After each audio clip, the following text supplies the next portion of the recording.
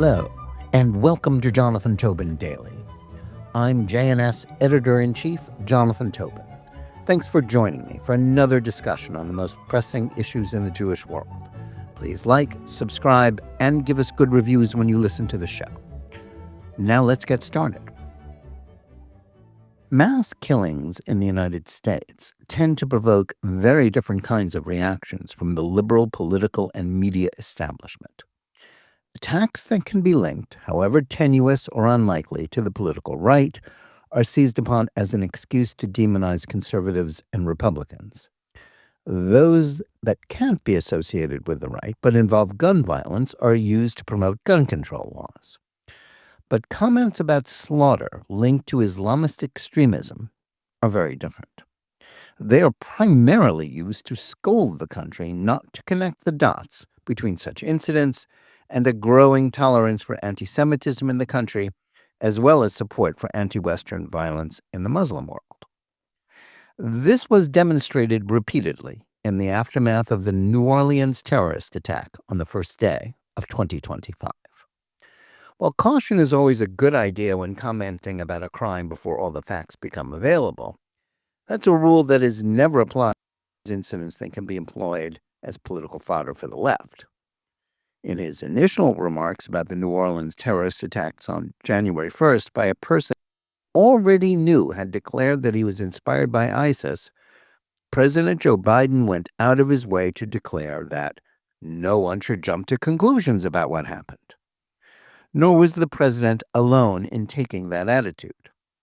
Yet the car driven by Shamsud Din Jabbar, the Texas-born assailant who was killed in an exchange of gunfire with police after he drove into a crowd of New Year's celebrants on Bourbon Street, killing 14 and wounding dozens, contained an ISIS flag.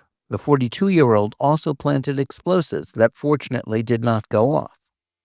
Yet police officials and a spokesman for the FBI were still insisting that what had happened wasn't necessarily an act of terrorism. While officials were soon forced to change their minds about that, the delay in labeling it as such was significant. So too was the fact that in the days since then, most of the national reporting and commentary about the event in the liberal corporate media has largely avoided any discussion about whether this is part of a global problem of Islamist-motivated terror. Absent from the same mainstream forums has been any reporting or analysis as to whether there is any connection between this and other acts of extremist Islamist violence, including the loud and virulently anti-Israel agitation on college campuses. Much of the same media sources have rationalized or directed at Jews and the Jewish state, as well as demonized Jerusalem's efforts to eradicate the perpetrators.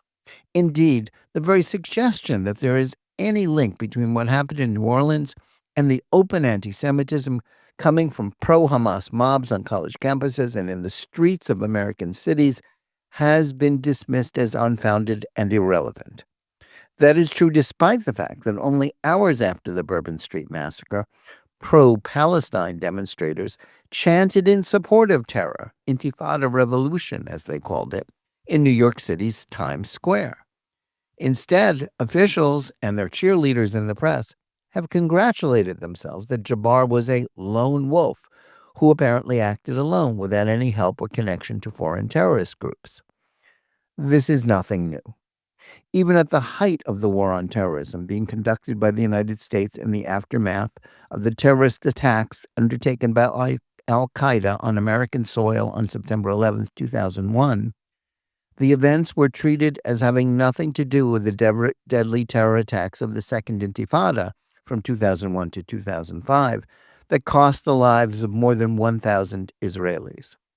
News outlets and even politicians refused to accept that 9/11 and similar atrocities in Israel, such as the bombings of a Tel Aviv nightclub or Sbarra's pizzeria in Jerusalem, were all part of the same global struggle that pitted Islamists against the West.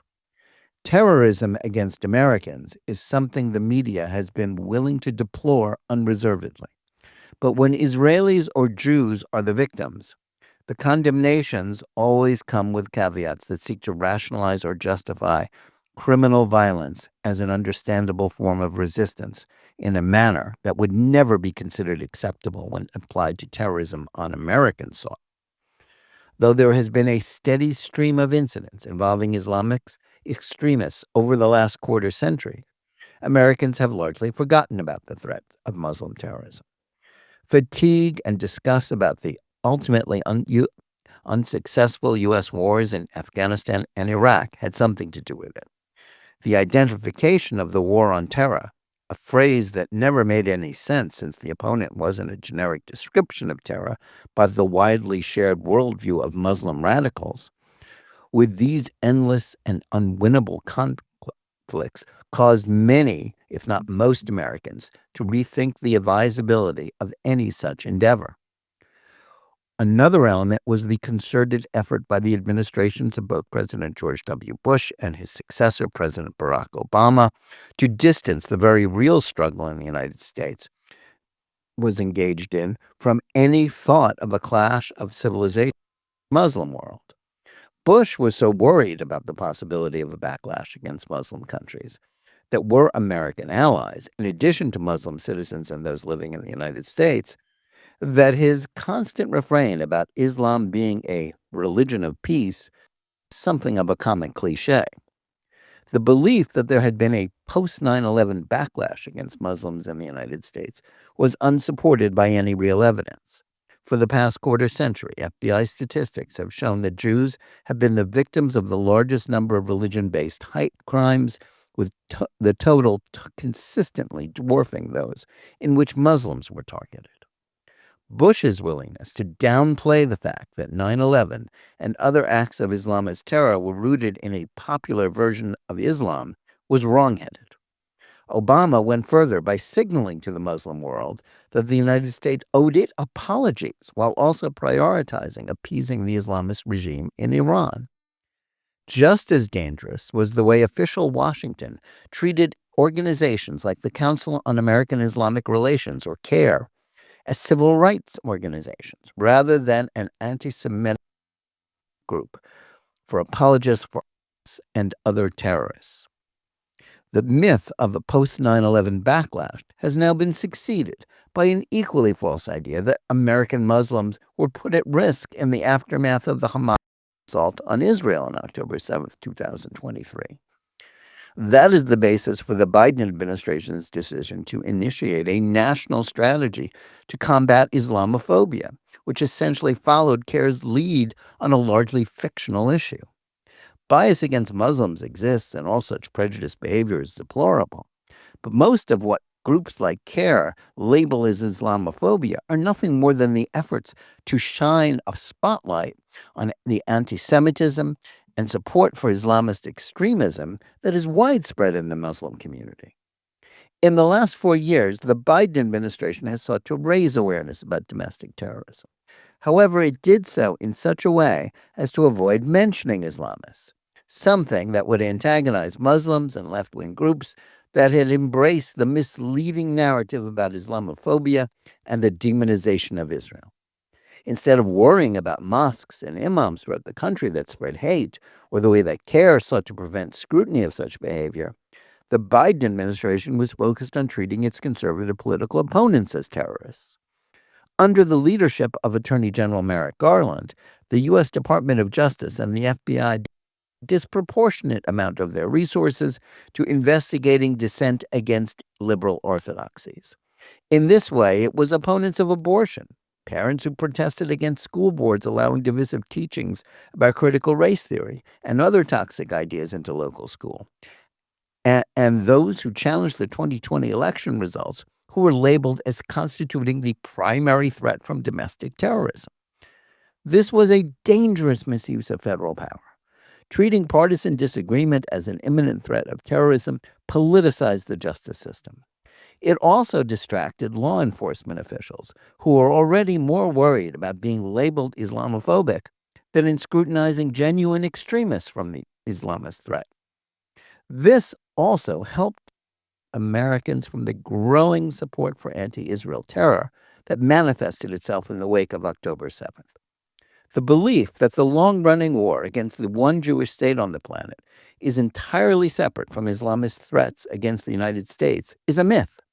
To Iran, which is the world's leading state sponsor of terrorism, as well as the remnants of ISIS and al-Qaeda, coupled with groups that have attempted to follow in their footsteps, Israel is the little Satan and America the great Satan. Biden and Vice President Kamala Harris repeatedly claimed that the views of Hamas apologists were legitimate and deserved to be heard. Their blatantly political motive for taking this stand is a testament to the strength of the intersectional and increasingly left wing of the Democratic Party. It also takes a prodigious leap of faith to accept the notion that the anti-Semitic protests on campuses that seek to legitimize Islamist terror against Israelis won't eventually morph into support for violence against Jews and others in the United States. It has, after all, happened before when leftist anti-war groups split into violent and nonviolent factions in the 1960s. The mainstreaming of radical ideologies, in addition to anti-Semitic narratives and smears, such as had been seen in the last 15 months, creates an atmosphere in which lone wolf supporters of ISIS and other terrorists may feel justified in taking the leap from sympathy for violent extremism to doing it themselves. With so much of the media and law enforcement unwilling to take the risk of being falsely tarred with the Islamophobia label, it will be easy for Americans to move on from the New Orleans attack without drawing any conclusions about it. But efforts to keep tabs on a Hamas support network that has already exhibited a willingness to use violence and intimidation to get its way ought to be a priority from the incoming administration of President-elect Donald Trump. That should involve a policy of defunding institutions that turn a blind eye to anti-Semitism and deporting foreign students who are advocates of terror. If that happens, expect it to be attacked as Islamophobic and xenophobic and for unfairly targeting Muslims and critics. But sensible persons will understand that the New Orleans massacre is a wake-up call. The threat that a chorus of support for hatred and violence could lead to Islamist terror in the United States is something that a rational government can't ignore. Thanks for listening. Please remember to tune in every day for Jonathan Tobin Daily Edition and every week for Think Twice, my full-length JNS TV program. Whether you're listening to us on Apple, Spotify, YouTube Music, or any of the other podcast platforms, or on the JNS YouTube channel, please like and or subscribe to JNS, click on the bell for notifications, and give us good reviews. Please write to us at thinktwice@jns.org and let us know where you listen or watch the show and what you think about it.